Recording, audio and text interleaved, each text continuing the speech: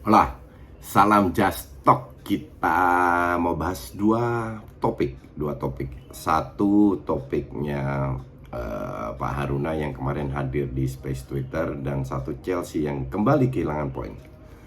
Kita mulai dari topik apa? Jadi gini, Pak Haruna bersedia untuk berdiskusi di Space oleh beberapa akun mereka organize. Itu yang dengar 5.000, 6.000 kalau nggak salah, lupa gue. Pokoknya banyak lah. Gue sempat denger 20 menit, 15-20 menitan lah, mungkin 25, gue nggak tahu, tapi nggak lebih dari itu. Terus gue keluar. Satu, gue salut Pak Haruna berani tampil, berani gentle, berani menjawab beberapa pertanyaan. Cuman ya gue kurang puas jawabannya dan gue kurang puas pertanyaannya. Tapi di luar itu, bikin satu hal yang bikin gue bangga, itu satu hal apa? Semenjak kasus ini mencuat, netizen itu gila-gilaan mendukung Sintayong. Oke? Sampai gue lihat di Twitter ada yang bikin spanduk, bikin pamflet, dipasang di mana-mana. Pokoknya gila-gilaan dukung Sintayong dan menghujat Pak Haruna. Yang gue bilang ada beberapa hal sih, kalau gue bilang bukan salah beliau, cuman beliau agak naif aja menyampaikannya. Cuman sayang kurang dikulik tadi. But that's okay. Tapi yang gue bahas ini netizen ini. Gue selalu berpendapat bahwa netizen banyak sekali yang koar-koar itu hanya pengen tahu menang kalah. Makanya satu, gue tidak menyangka bahwa Pak Haruna itu akan dihujat, dikritik begitu banyak dan membela Sintayong. Sebenarnya Sintayong ini kan belum ada prestasinya.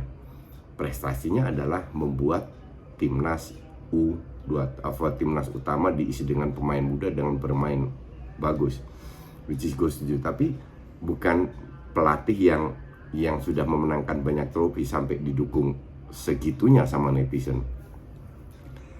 Nah, ini yang bikin gue kaget, ternyata bahwa netizen itu percaya proses. Jadi nggak hanya menang kalah, bahkan kita kalah di AFF itu yang dukung tetap banyak banget. Walaupun nggak hanya di akun gue ya, gue bikin video itu, ini gue cek ya, gue bikin videonya Sintayong itu tentang Sintayong out. Kalian bisa cek sendiri. Itu yang nonton 280 ribuan, 289 ribu, dan dikit lagi besok udah 300 ribu. Yang like video ini 98,7%. Oke, yang like.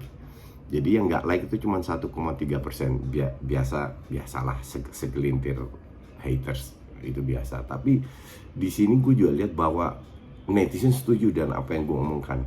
Kenapa mereka setuju? Bahwa proses ini penting dan ini membuat gue happy, ya. Bukan masalah hari ini Pak Haruna keluarkan statement, besok bisa orang lain, oke? Dan lusa bisa orang lain. Semua berhak kok memberikan statement. Cuman reaksinya dari netizen ini luar biasa, bikin gue bener-bener bikin gue happy. Dalam arti ya gue kedepannya bisa bahas soal tactical dan lain-lain. Ternyata mayoritas itu bener-bener percaya proses dan tidak hanya dengan hasil. Yang pertama, jujur gue pikir, dan gue salah, gue pikir mayoritas dari kita itu cuma pengen menang-menang. Ternyata yang pengen menang-menang itu cuma orang di atas di PSSI, bukan netizen yang sangat realistis dan sangat wajar dan mengawali proses. Bukan hanya menang kalah, semua orang mau menang, oke? Tapi kalau kita kalah dengan cara yang benar, nextnya kita bisa menang karena caranya sudah benar. Jadi ya, terima kasih buat kalian para netizen. Gue salut sama kalian, oke? Mari kita bikin gue tambah semangat untuk bikin video buat kalian, memberikan bertukar pikiran tentang perbedaan pendapat, tentang strategi nggak hanya di timnas tapi juga di liga luar, ya. Sekali lagi terima kasih netizen. Chelsea ini akhirnya ini kan terpuruk. Mereka main Piala Kebo lawan Spurs 2 kali main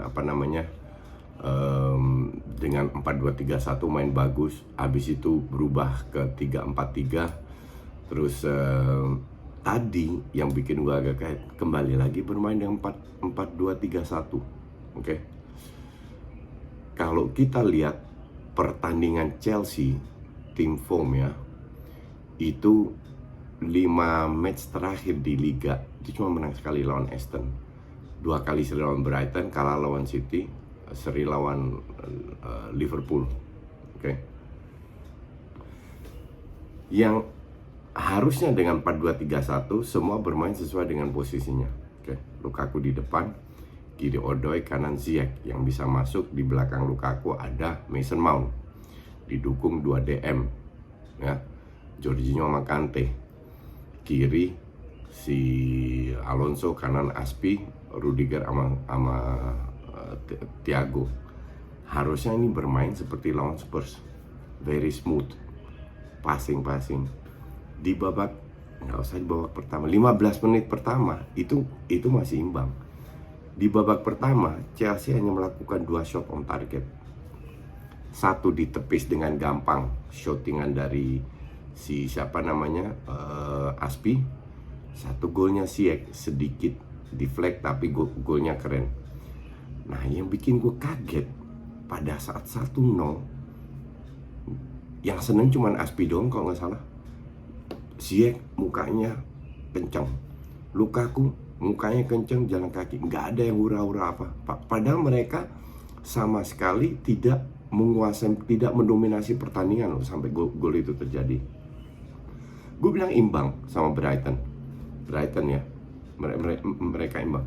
Jadi nggak ada happy-happynya sama sekali. 1-0, habis itu ya nggak ada peluang lagi, bener-bener karatan. Kalau gue lihat in this case ya, dan gue yakin kalian fans Chelsea pun setuju bahwa mereka ini kayak nggak niat main. Gue nilai pemain dari 90 menit ya.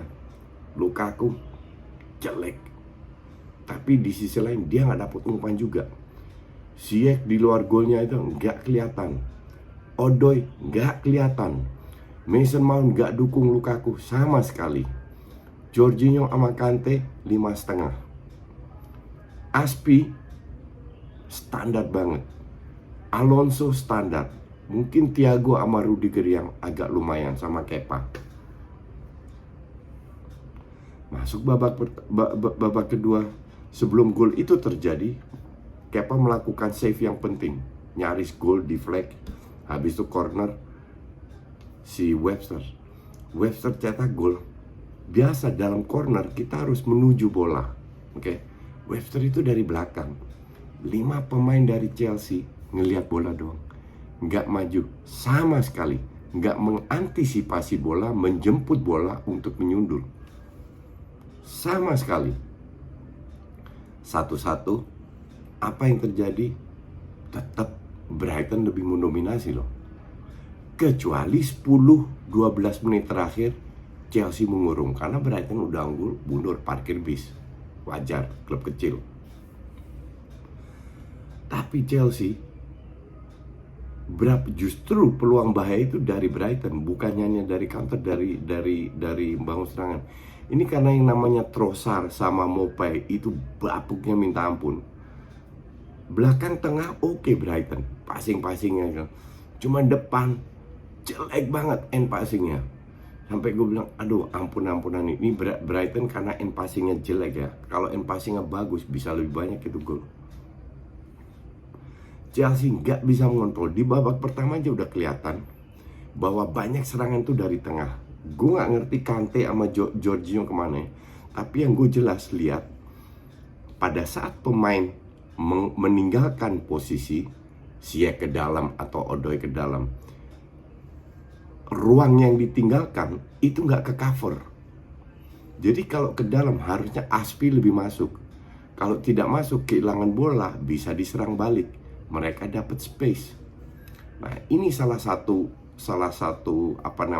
aspek yang dalam 1 bulan terakhir, 2 bulan terakhir lah, gue bilang Chelsea ini mulai karatan, mulai dari 3-4-3. Tapi malam ini gue lihat Chelsea itu sama sekali nggak ada niat untuk untuk menang, untuk bermain, untuk fight. Gue nggak tahu apakah setelah Lukaku kembali, tapi Lukaku pun nggak ada supply, atau karena kemarin Ziyech itu sampai masih koran Belanda ya, pada saat Ziyech salah passing tiba-tiba Tuchel meledak marah-marahin di koran Belanda, bilang Tuchel itu terlalu lebay karena bukan Ziyech aja yang salah passing, banyak yang salah passing, ngerti nggak? Atau feeling gue sih ada something wrong di ruang ganti di mana Tuchel tidak bisa mengontrol pemainnya, tidak bisa memotivasi. Karena pemain-pemain ini juga yang menang Champions League, pemain-pemain ini juga yang masuk ke Piala Kebo final, pemain-pemain ini juga yang membawa Chelsea ke papan atas. Oke. Tapi kenapa somehow nggak jalan? Gue nggak ngelihat pemain ini bermain happy. Kalau orang bilang ya lagi masa-masa jelek, betul, it happens. Tapi masa jeleknya ini udah sebulan lebih loh, hampir 2 bulan bahkan. Cuman kadang mereka menangnya beruntung kan, orang cuma ngelihat mayoritas kalau menang happy mereka, padahal seringkali menang main jelek, nggak dilihat di situ. Gue bahas itu, gue nggak peduli dengan skor. Dan tadi pun Chelsea nggak layak untuk menang, fair aja, serius nggak layak. Bahkan kalau depannya Brighton nggak bapuk, bisa kalah itu Chelsea tadi. Ini sekarang Chelsea 44 poin dari 23 poin. Dari 23 pertandingan. Arsenal 20 pertandingan 35 poin. Kalau 3 pertandingan menang, kalau kita berandai-andai dulu, 9 poin, itu poinnya sama sama Chelsea. Jadi secara virtual Arsenal itu selevel sama Chelsea poinnya. Cannot be true, nggak bisa kayak begitu. Chelsea itu dari segala segi, dari kualitas pemain di atas Arsenal. Gue nggak ngerti apa yang terjadi, tapi kalau ini nggak cepat berubah, Chelsea ini bisa kesulitan bahkan masuk 4 besar. Karena jujur gue tidak melihat perubahannya. Beda kalau lu kalah, lu mendominasi pertandingan, dapat 10 peluang, 3 kali kena tiang, hands nggak dikasih, dan itu oke, itu prospek bagus. Kalah oke, it happens, kita happy karena prospeknya bagus, mainnya bagus. Ini enggak, pondasinya jelek, bermain jelek, dan kehilangan poin. I don't know, gue nggak tahu apa yang terjadi. Kita lihat next matchnya. Tapi yang jelas akan gue pantau seperti gue pantau MU, perkembangannya seperti apa. Chelsea juga akan gue pantau apakah ada perubahan atau tidak. Oke, gitu aja dulu. Thanks for watching.